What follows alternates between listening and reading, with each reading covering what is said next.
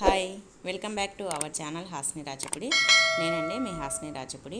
ఈరోజు నేను గోంగూర నిల్వ పచ్చడి తయారు చేస్తున్నాను. ఇది చాలా బాగుంటుందండి. ఇది మన హెల్త్కు చాలా మంచిది, మరీ ముఖ్యంగా ఆడవారికి అయితే చాలా మంచిది ఈ గోంగూర తినడం. గోంగూరలో ఐరన్ ఎక్కువగా ఉంటుంది కదా, ఈ గోంగూరను తినడం వల్ల మనకు బాడీకి కావాల్సిన ఐరన్ అంతా అందుతుంది. అందుకోసమని ఈ గోంగూర నిల్వ పచ్చడిని మీరు కూడా తయారు చేసుకోండి ఇంట్లో.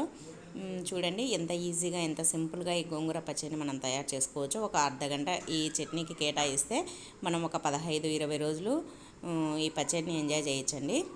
చాలా బాగుంటుంది. ఇప్పుడు గోంగూర బాగా దొరుకుతుంది కదా, ఫ్రెష్గా తెచ్చుకొని, నేనైతే ఇవి మా చేనులో గోంగూర అండి. మొన్న ఊరికి వెళ్ళినాను, గోంగూర తెచ్చుకొని ఇది పచ్చడి పెట్టినాను. చూడండి నేను గోంగూర పచ్చడి ఎంత సింపుల్గా ఈజీగా ఎలా తయారు చేయాలనో ఈ వీడియోలో చూసేసేయండి. ఇదిగోండి, గోంగూరను తీసుకొని ఒక 10 కట్టల గోంగూర తీసుకున్నాను.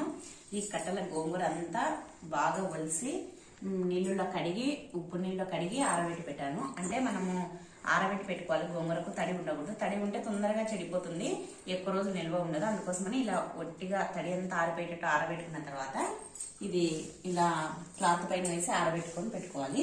ఇది ఇంకా ఆరిందండి. ఇప్పుడు ఆ 10 కట్టలకి గోంగూరకు ఇదిగో చూడండి, ఇది 100 గ్రాములు ఉంది. ఇవేమో నేను ఒక 150 గ్రాములు ఎండుమిర్చి తీసుకుంటున్నాను ఈ పచ్చడికి.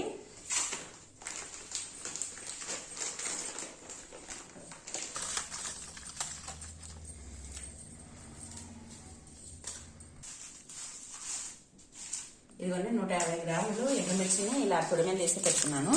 ఇవి ఎండుమిర్చి బాగా కారం ఉంటాయి, లేదంటే కనుక ఇంకా ఎక్కువనే బట్టి కారం ఉంటాయి కాబట్టి కొద్దిగా 150 గ్రామ్స్ తీసుకున్నాను.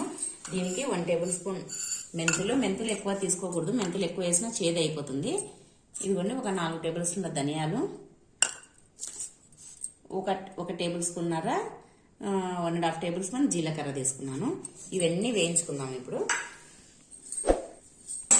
సరే, ఇవన్నీ స్టవ్ పైన ఇనుపకడాయి పెట్టాను అవి వేయించుకోవడానికి, ఎండుమిర్చి అవన్నీ. ఒక 2-3 టేబుల్ స్పూన్ల ఆయిల్ వేసుకోవాలి.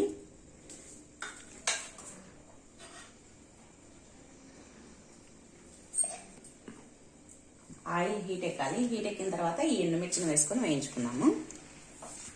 ఇదిగోండి ఆయిల్ హీట్ ఎక్కింది. ఇప్పుడు దీనిలో ఎండుమిర్చిని వేసుకున్నాం. మీడియం ఫ్లేమ్లో పెట్టుకొని వేయించుకోవాలి. లేదంటే పూర్తిగా సిమ్లో పెట్టేసుకోండి. నేనైతే పూర్తిగా సిమ్లో పెట్టినాను, ఎందుకంటే మాడిపోకూడదు, మాడితే బాగుండదు, ఏదో వస్తాయి. తర్వాత కలర్ కూడా చట్నీ పచ్చడి నల్లగా అయిపోతుంది. ఇదిగోండి ఇవి కాగితం ఇప్పుడు తీసి పెట్టుకున్నాము. ఇదిగోండి ఇలా లైట్గా వేయించుకొని పక్కకు పెట్టేసుకోవాలి. ఇప్పుడు దీంట్లోనే ఈ కడాయిలోనే ఒక 4 టేబుల్ స్పూన్ల ధనియాలు వేసుకోవాలి, జీలకర్ర, మెంతులు ఇవన్నీ కలిపి వేయించుకోవాలి.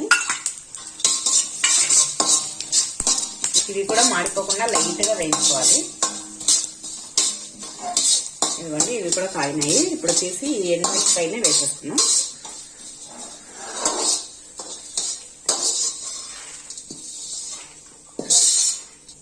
ఇదిగోండి ఎండుమిర్చి పైన వేసేసుకొని ఇప్పుడు మళ్ళీ స్టవ్ పైన కడాయి పెట్టుకొని దీంట్లో ఆయిల్ వేసుకున్నాం.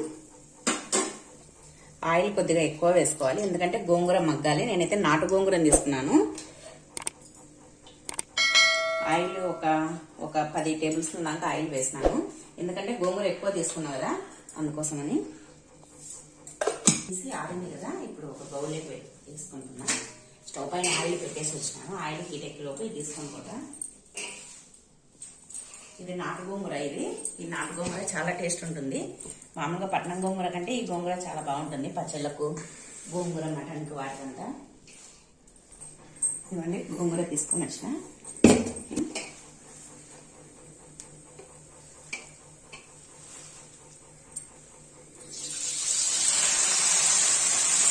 ఈ గోంగూరనంతా వేసేసుకోవాలి. ఇది తొందరగా మెత్తబడిపోతుందండి, ఎక్కువసేపు అవసరం లేదు.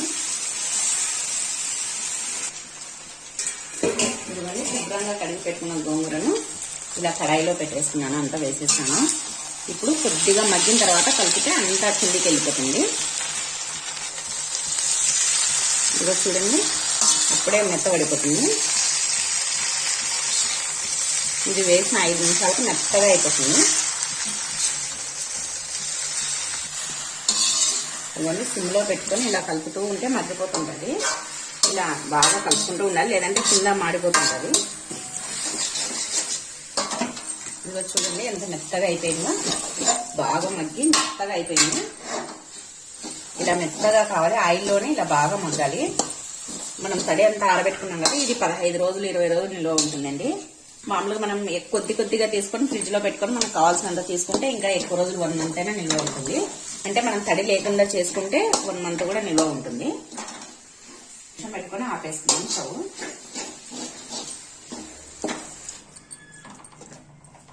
ఇదిగో చూడండి బాగా మెత్తగా అయిపోయింది కదా, ఇప్పుడు ఇంకా స్టవ్ ఆపేసుకున్నాము. బాగా మగ్గిపోయింది స్టవ్. ఇవన్నీ మనం ముందుగా వేయించి పెట్టుకున్న ఈ ఎండుమిర్చి, ధనియాలు, జీలకర్ర, మెంతుల్ని మిక్సీ పట్టుకుందాం. మరీ మెత్తగా కాకుండా కొద్దిగా కచ్చాపచ్చాగా మిక్సీకి పట్టుకున్నాము. ఇవన్నీ మిక్సీ జార్లోకి వేసేసుకున్నాం. అన్ని మిక్సీ జార్లోకి వేసేసుకొని ఇప్పుడు మన టేస్ట్కి తగినంత ఉప్పు, నేను 3 టేబుల్ స్పూన్ల ఉప్పు వేస్తున్నాను. ఇవన్నీ వేసుకొని ఇప్పుడు మిక్సీ పడదాం.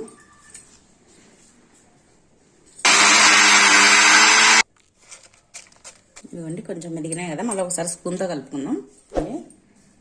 ఈ విధంగా మిక్సీ పట్టుకోవాలి, మరీ మెత్తగా కాకుండా ఇలా బరకగా పట్టుకోవాలి. ఇప్పుడు ఈ మనం ముందుగా మగ్గబెట్టి పెట్టుకున్నాం కదా గోంగూరని దీంట్లోకి వేసేసుకొని కలిపేసుకుందాం. పొడినంతా గోంగూరలో వేసుకుంటూ కలుపుకోవాలి. అంటే ఈ పొడి అంతా గోంగూరలో కలసాలి. మనకు కావాలంటే దంచుకోవచ్చు, లేదంటే మిక్సీకి మాత్రం వేసుకోవద్దని. మిక్సీకి వేసుకుంటే ఎక్కువ మెత్త పేస్ట్ మాదిరి అయిపోతుంది. కావాలంటే దంచుకోవచ్చు, లేదంటే ఇలా మెత్తగా బాగా గోంగూరను మగ్గబెట్టుకొని కలిపేసుకోవచ్చు.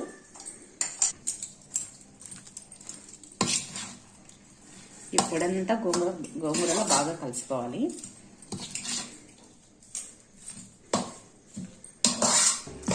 ఇదిగో చూడండి అంతా బాగా దీంట్లో మనం పట్టిన మిక్సీ పట్టిన కారం అంతా దీంట్లో బాగా కలిసేటట్టు కలిపినాను. ఇప్పుడు దీనికి పోపు పెట్టుకున్నాము. ఇదిగోండి ఇది అంతా కలిపేసుకున్నాను. ఇప్పుడు పోపు పెట్టుకున్నాము. స్టవ్ పైన కడాయి పెట్టుకొని దీంట్లో ఆయిల్ వేసుకోవాలి. ఒక 3-4 టేబుల్ స్పూన్ల ఆయిల్ వేసుకోవాలి. ఇదిగోండి ఆయిల్ హీట్ ఎక్కింది. ఇప్పుడు దీంట్లో మినపప్పు, శనగపప్పు వేసుకోవాలి. ఇవి మన ఇష్టం. పిల్లలు ఎక్కువ తింటే ఎక్కువ వేసుకోవచ్చు. నేనైతే మా పిల్లలకి ఇవి చాలా ఇష్టము, అందుకోసమని ఎక్కువగా వేసినాను. ఇవి మధ్యలో తింటుంటే అన్నంలో చాలా బాగుంటాయి. ఇదిగోండి దీంట్లోనే 1 టేబుల్ స్పూన్ జీలకర్ర, ఆవాలు వేసుకోవాలి. తర్వాత దీంట్లోనే మనం ఒక సగం పుట్టు తీసినా సగం అలాగనే వేసుకున్నాం. వెల్లుల్లిపాయలు ఒక 20 వెల్లుల్లిపాయలు వేసుకున్నాము. ఇవన్నీ వేసుకొని కలుపుకుంటూ వేయించుకోవాలి. ఇదిగోండి దీంట్లోనే కరివేపాకు వేసుకోవాలి. పోపులోనే కరివేపాకు కూడా వేసుకొని కలుపుకోవాలి.